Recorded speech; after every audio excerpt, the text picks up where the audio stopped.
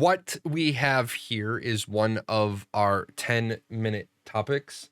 Our 10-minute clock is running, and it is on difficult bosses and reward topics.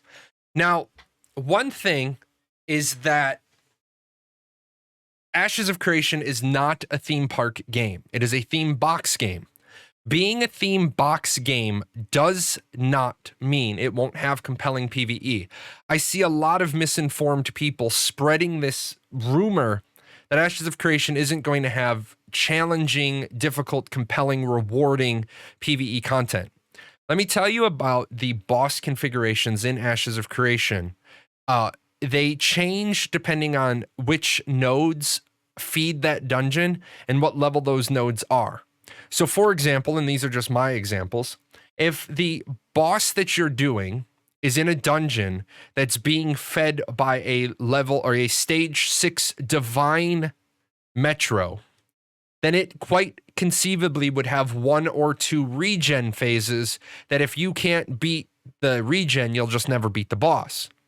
This boss would still be the same boss in the dungeon, but if the neighboring military node reached Metropolis stage, then it's possible that that boss might do a series of tank buster, raid wide pulse tank buster, which would really then shift the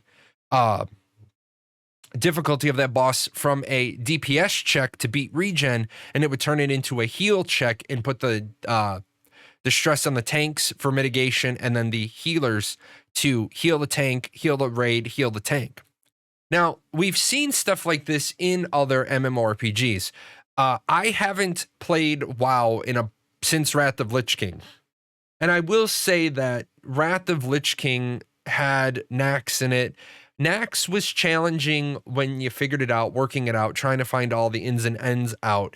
But unfortunately, and I'm not trying to pee on your game if it's your game of choice, but you don't really play WoW after the bosses are farmed. You play Dance Dance Revolution to deadly boss mods. And I know that offends some people.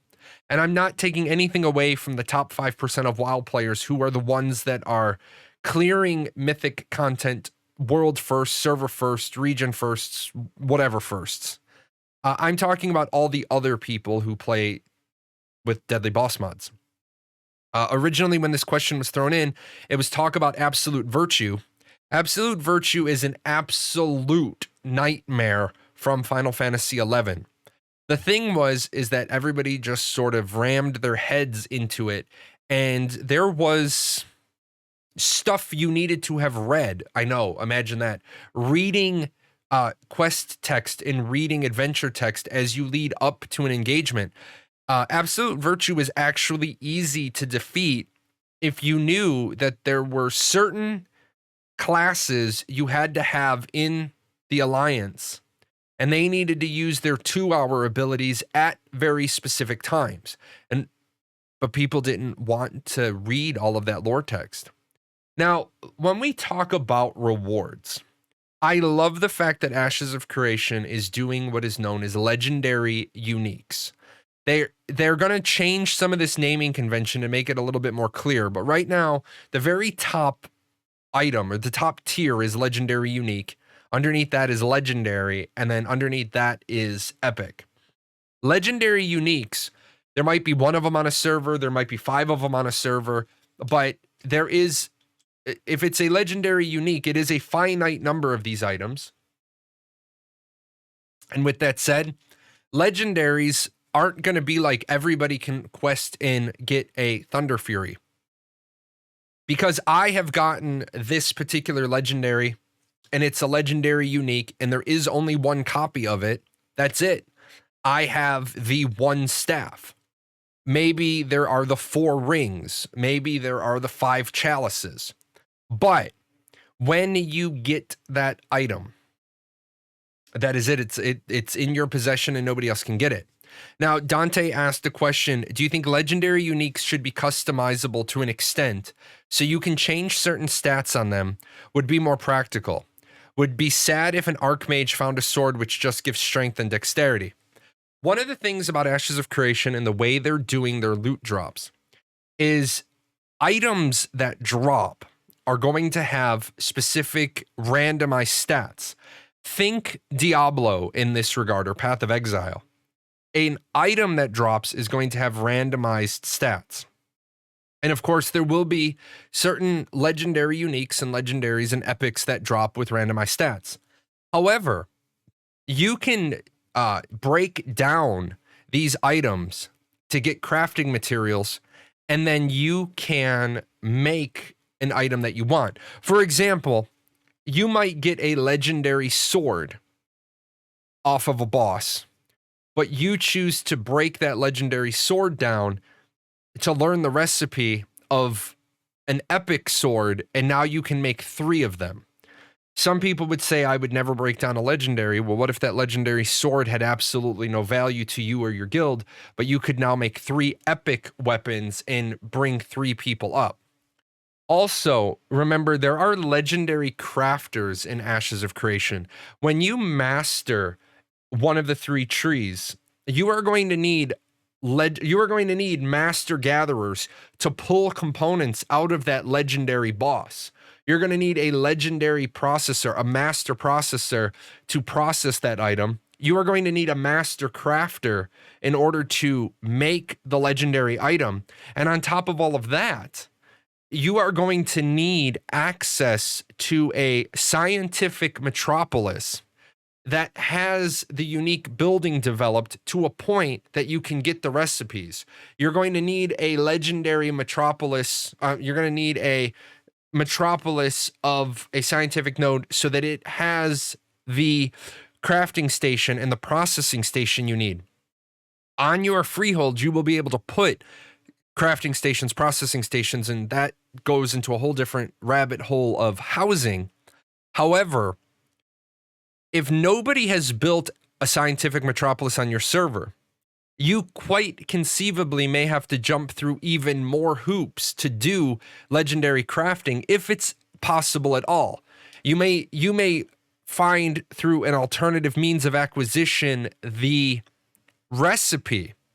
However, if no metropolis exists with that particular crafting station, you may be holding on to a legendary crafting item that you can't make the item you want. Or even worse, if we, for example, say the brown leather journal of Jahlon is a legendary drop, and it can make a staff, or it can make a bow, or it can make a shield, the bow option may not be available on your server, and now you start to feel pressured to turn that item into a bow, or sorry, into a shield, because the shield would be useful, and it's going to take too long to develop the world into a state where you could make the bow. Also, legendary uniques and legendary items in general are going to require repair materials.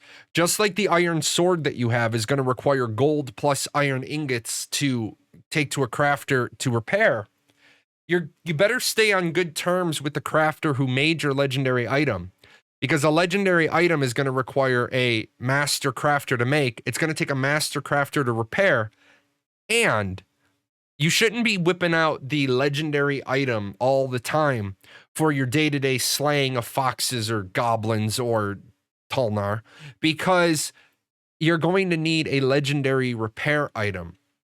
Intrepid Studios is doing something unique in that they're not making everybody eventually get to the same level on the gear tread. You have that legendary sword.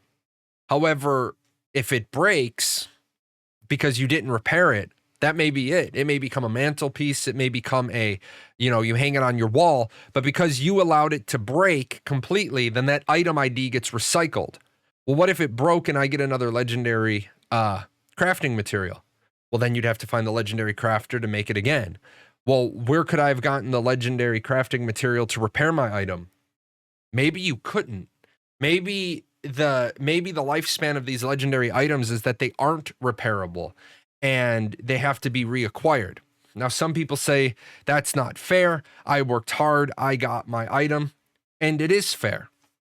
You were best in slot for a time. Mayors are going to lose their terms as mayors. Kings are going to lose their terms as kings. You too, if you have the legendary item, you are going to lose your turn as the holder of the Sacred Chalice of Reeks. You know, like Roxana Troy's family. You've lost your Billy Badass item. So 10 minutes in the bag on bosses and gear and legendary drops. Maybe not the exact direction you wanted me to go, but it's the direction I went with it.